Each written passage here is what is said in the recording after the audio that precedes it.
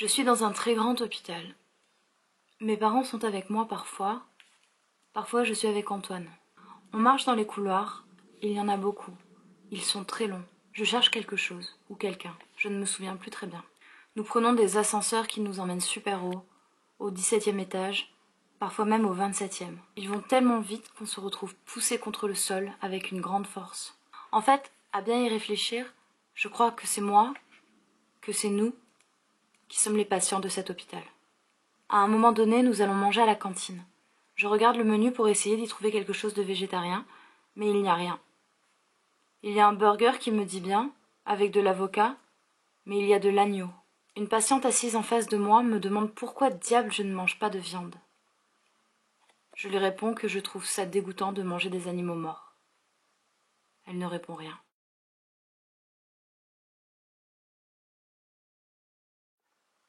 Aujourd'hui c'est dimanche et il pleut. Et aujourd'hui je vais lire. Je vais lire le manifeste du surréalisme d'André Breton. J'ai été particulièrement intéressée par le surréalisme quand j'étais en école de photo. Donc il y a des années de ça. C'est un mouvement qui me parlait beaucoup. Dans ses procédés, dans sa vision. Je sais pas pourquoi j'ai un peu arrêté de m'y intéresser. Et aujourd'hui j'ai vraiment envie de me replonger dedans parce que j'ai l'impression d'avoir vraiment des liens avec cette vision. Donc aujourd'hui je vais vous lire des passages que j'ai particulièrement aimés.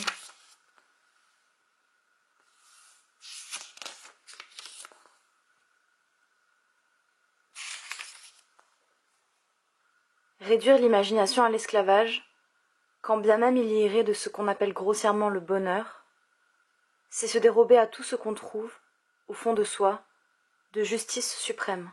La seule imagination me rend compte de ce qui peut être, et c'est assez pour lever un peu le terrible interdit. Assez aussi pour que je m'abandonne à elle sans crainte de me tromper, comme si l'on pouvait se tromper davantage. Où commence-t-elle à devenir mauvaise, et où s'arrête la sécurité de l'esprit ? Pour l'esprit, la possibilité d'errer n'est-elle pas plutôt la contingence du bien ?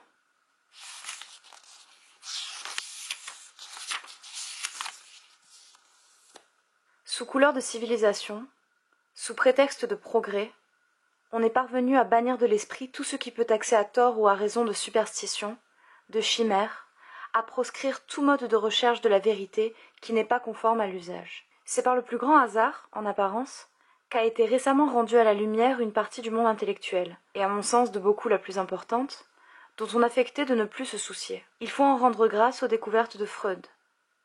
Sur la foi de ces découvertes, un courant d'opinion se dessine enfin, à la faveur duquel l'explorateur humain pourra pousser plus loin ses investigations, autorisé qu'il sera à ne plus seulement tenir compte des réalités sommaires. L'imagination est peut-être sous le point de reprendre ses droits. Si les profondeurs de notre esprit recèlent d'étranges forces capables d'augmenter celles de la surface, ou de lutter victorieusement contre elles, il y a tout intérêt à les capter d'abord, pour les soumettre ensuite, s'il y a lieu, au contrôle de notre raison.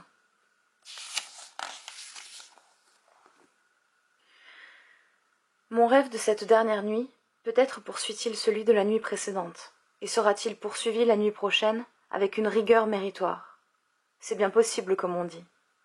Et comme il n'est aucunement prouvé que, ce faisant, la réalité qui m'occupe subsiste à l'état de rêve, qu'elle ne sombre pas dans l'immémorial, pourquoi n'accorderais-je pas au rêve ce que je refuse parfois à la réalité, soit cette valeur de certitude en elle-même, qui, dans son temps, n'est point exposée à mon désaveu?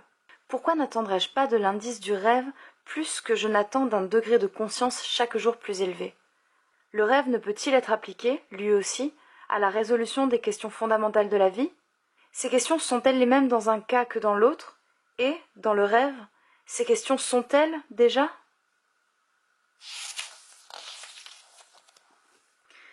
Je crois à la résolution future de ces deux états, en apparence si contradictoires, que sont le rêve et la réalité, en une sorte de réalité absolue, de surréalité si l'on peut ainsi dire.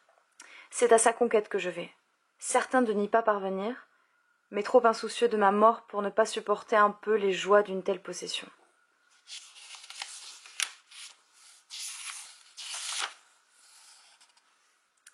Si telle ou telle phrase de moi me cause sur le moment une légère déception, je me fie à la phrase suivante pour racheter ces torts. Je me garde de la recommencer ou de la parfaire. Seule la moindre perte d'élan pourrait m'être fatale. Les mots, les groupes de mots qui se suivent, pratiquent entre eux la plus grande solidarité. Ce n'est pas à moi de favoriser ceci aux dépens de cela. C'est à une miraculeuse compensation d'intervenir, et elle intervient.